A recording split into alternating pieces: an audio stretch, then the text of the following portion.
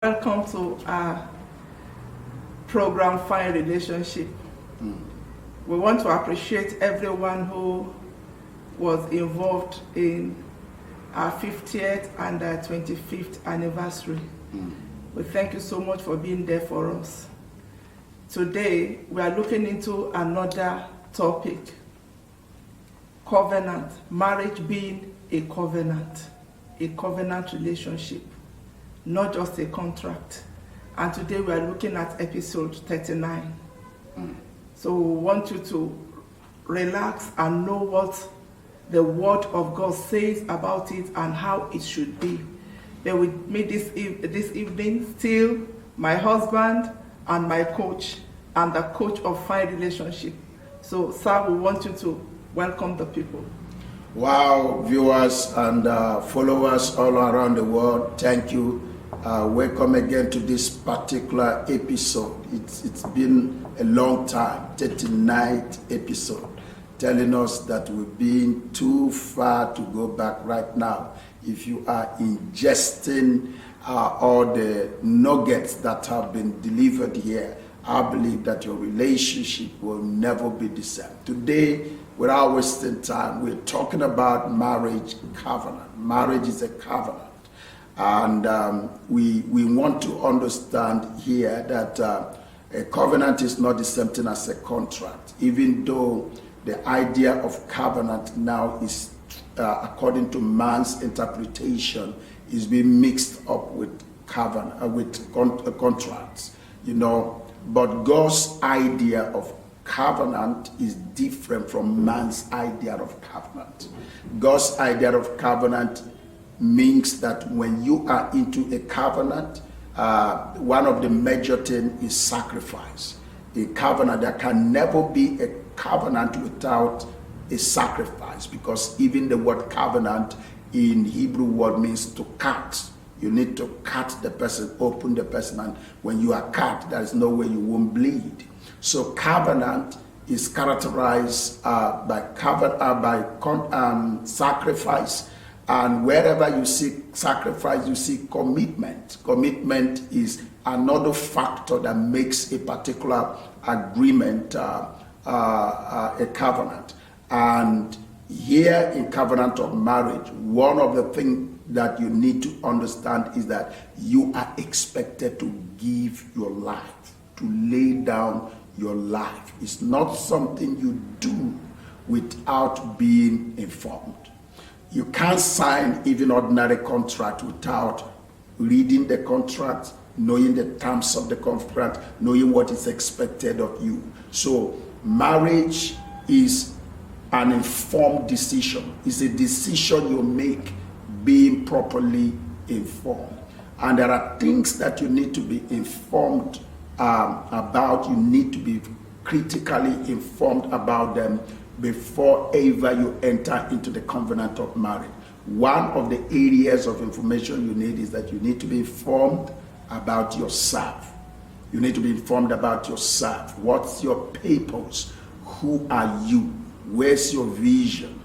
You need to be informed about your values and your weaknesses and your strength. So you need to be informed about yourself. The second area that you need to be informed before you get into the covenant of marriage is that you need to be informed of the person you are intending to love, the person you are intending to bring in as your spouse. You need to be informed of who she is, who he is, his purpose in life, his values in life.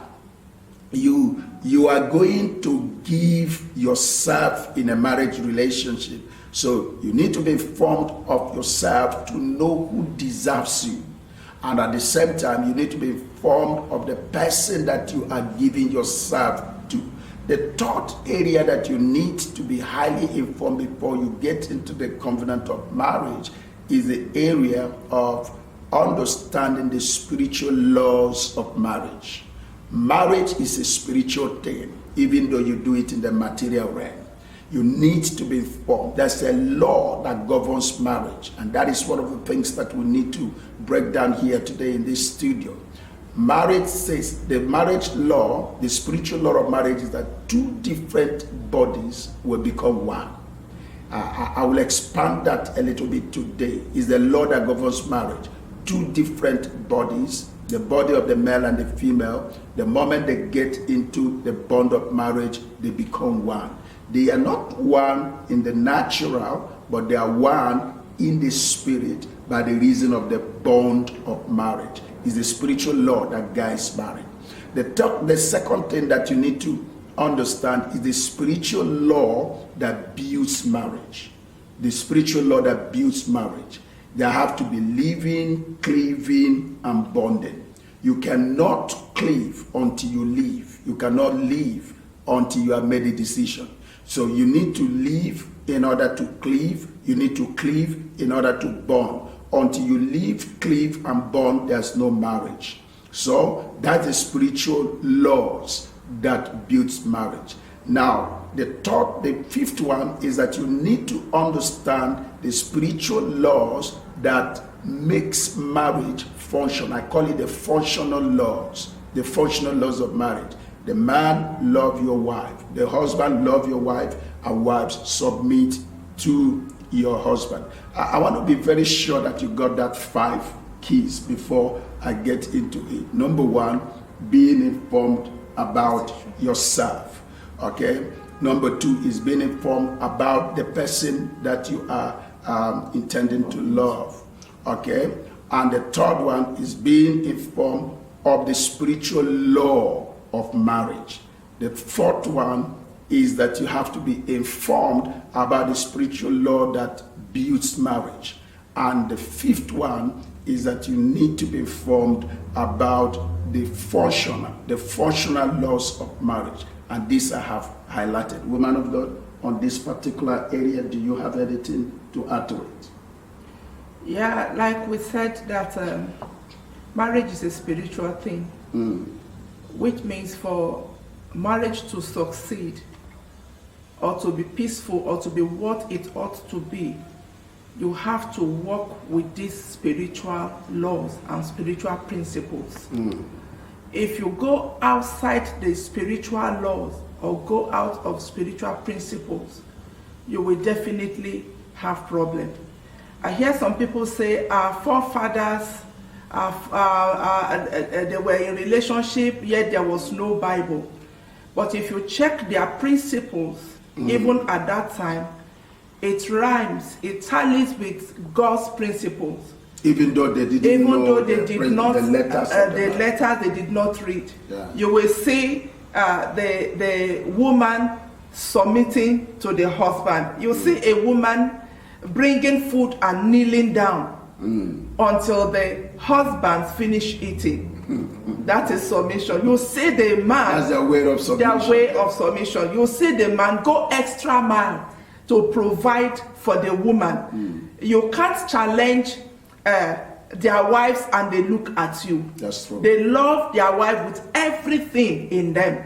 So you find out that there is no way marriage can work without divine principles, because God is the originator of marriage. It did not start from man. It did not start with human.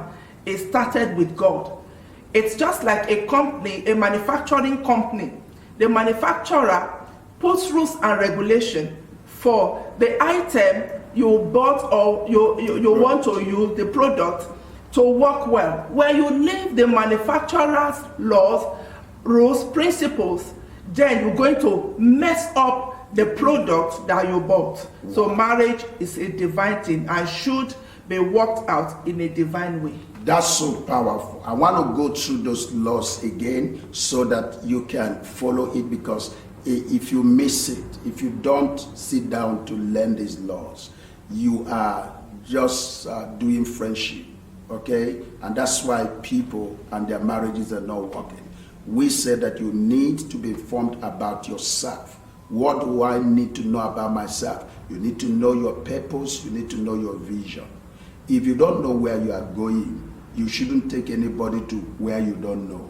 So you need to know your visions and your purpose. You need to know also your strength and your weakness. You don't even know yourself if you don't know your weakness. The same thing with the person you are bringing to yourself. You see, marriage is not to be contracted on the basis of love emotion. Love emotion is not love. Okay? Love emotion is not love. And most of the things that we call love today is not really love, it is love emotion. So sit down, shape the emotion, step down the emotion. First of all, get hold of that person to know what is the intention, what is the purpose of the life of the person you're bringing to yourself. What is his vision? What is her vision? What is her strength and her weakness? You remember the lady that called me, no, the guy that called me that he had found somebody that he want to marry. And I asked him the question. The question I asked him is that, no, he brought the woman to me. I said to the woman, do you know this man? He said, yes. She went on and told me all the abilities of the man. I said, wow, that's awesome. But what is his weaknesses? She began to falter, she began to mutter, and then she started crying. The husband started accusing me of abusing the wife. You understand? But the simple truth I was pulling there is that you don't have challenges with the abilities of people. What you have challenges with is the weaknesses of the people. If you don't know me, if you don't know my weaknesses, you don't really know me. So you need to know who you are, be informed of yourself, be informed of the person you're bringing into your life, be informed of the spiritual laws that guides marriage. Two different material bodies, when they come together on the marriage altar of vows, they become one flesh, not in the natural, but in the spiritual. Okay? And the another principle is the principle that builds marriage. The principle that builds marriage is that you need to live, you need to cleave, and you need to bond together. Without this, it's not going to work. The another law that you need to know is the law that makes marriage function. If you know the law of marriage and you also know the law of building marriage, you need to make it work. There is a functional aspect of marriage that you cannot run away. That even if you build a marriage, you have a bond of marriage, how do you make it function? Simple. The man, you love your wife. The husband love your wife, and wife love your or submit to your own husband. These are functional principles. Now, when people violate the spiritual laws of marriage, when people violate the spiritual laws that builds marriage, when people violate the laws of functioning of marriage, that's why you have divorce. Let me bring you a little bit. You remember that in Matthew chapter 19, from verse 3 to down to 12, the Pharisees, they asked Jesus, can a man divorce his wife for any reason? I'm putting it the way they put it, any reason. Jesus said to them, number one, have you not read? Have you not read? In other words, are you not informed? Did you get into marriage without being informed? So that's the first foundation. Are you not informed? And then he begin to get into the answer. He begin to tell them that man was created for each other. Male and female were created for themselves. And not only that, he says that to them, apart from them, that the fact that it is created, he said that from the beginning, God never made marriage, he did not make provision for divorce. In other words, if you get the principles right, the foundation right, you don't talk about divorce. Divorce is the offspring. God's thought about divorce is something that we all need to know. God's thought about divorce is that divorce is a desecration of the sanctity of marriage vows. When I talk about desecration, I'm talking about a disrespect to something that is holy, a damage to something that is holy. That's how God looks at divorce, because marriage is a covenant. The second way God looks at divorce is that divorce is the creation of the hardness of the heart of man who is not able to keep to the standard of God's marriage. That's what divorce is all about. That's how Jesus presented it. He said, from the beginning, God did not make that provision. It was the concession of Moses based on the hardness of your heart. The third way that scripture projected divorce, which shows us that this thing is not just a contract, it is a covenant, is that when a partner divorces his spouse on the ground, except it is unfaithfulness, and remarries another, both of them are living in adultery. That is, you need to permit me. I'm not being insensitive to those who are going through the pain of divorce, because I know how painful divorce can be. I mean, those who have gone through it and those who are still in it and those who are going through it, I share your pain. I'm not insensitive of the pain that you are going through in your divorce issue. But you see, I wish we would have altered the manner. I wish we would have changed the standard. But these things were not given unto us to change. It is given unto us to declare. God's attitude is that when a partner divorces his partner or her partner, except it is on the ground of unfaithfulness, and remarry, that means that both of the people that are remarried, they are all living in adultery. And I need to explain it to you. That's why I said you need to understand the spiritual laws of marriage. Marriage is a spiritual thing, even though it is being done in the material life. Now you see, he said, two different bodies shall become one. Now, baby, we're not one. In the natural. You still have your body. I have my own body. I eat for you myself. Eat for yourself. I eat for myself. When you go to toilet, you do it yourself. You don't say to me, honey, I'm so busy, can you do it for me? You don't tell me, I said, honey, I'm so much hungry and I want you to eat for me. You see, in the natural, in the material realm, we are not one body. You have your body, I have my body. But now the Bible is not talking about the one who brought marriage is not looking at the natural aspect of our body. He's talking about the spiritual. When they look at a married person from the spirit realm, that married person is bonded, glued together in one body with another person.